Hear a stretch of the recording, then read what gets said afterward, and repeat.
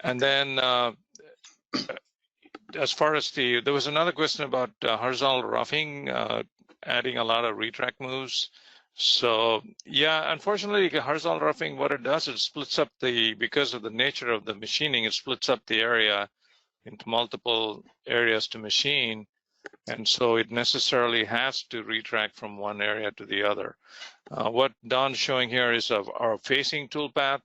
And again, as it splits up the area, as it cuts from one side of the material, it always tries to engage in the material from the outside, and which is always a good thing because you're not engaging into material. So that also necessitates us adding a lot of retracts.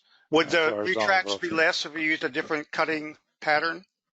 If it is inside cutting, if it's in a certain area, in a single area that was split off, yes, it would. But then if the machining itself splits up the areas to machine into multiple areas, then it won't. Oh. Yeah. For instance, if you use pocketing, it'll definitely reduce that. So.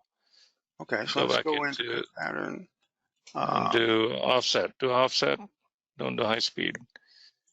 Oh, yeah, actually core facing, yeah, do even island now. That's fine, yeah, that's fine. Hit it, generate, let's see what happens. That was, I believe, what I had before. Okay, yeah.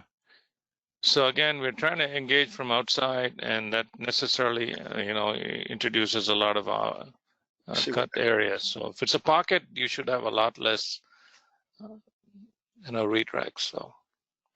Again, what you're saying, Joe, is actually something I didn't know. It subdivides the geometry internally. Is that what you're saying? Yeah, it splits up, obviously, because think of it as you're machining, you're slicing the model with the plane, and that will create islands, separate individual areas to machine. Okay, I see.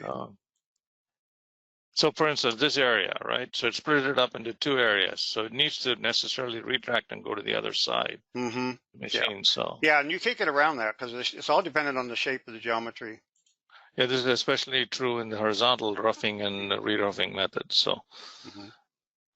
And then as Don mentioned, other toolpath methods might help reduce the retracts and engages in a split off, in a single area that you're machining. For instance, there you really don't have a retract in that area, but in some cut methods might introduce a toolpath because of pinch-offs.